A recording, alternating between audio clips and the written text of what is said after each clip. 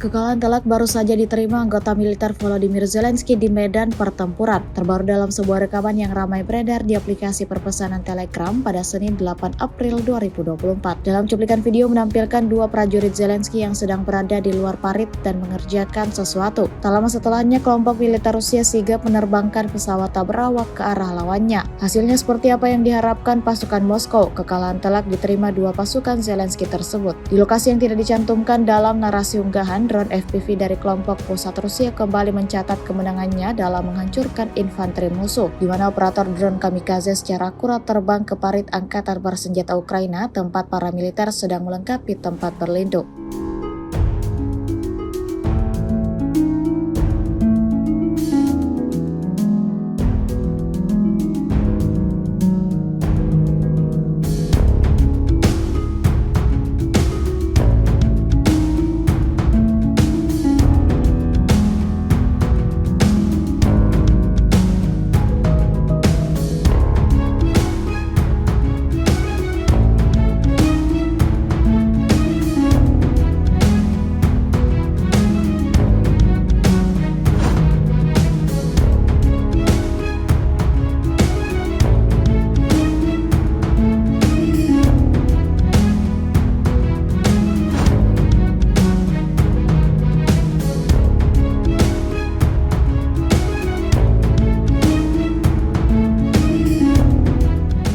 Download Tribun X sekarang, menghadirkan lokal menjadi Indonesia.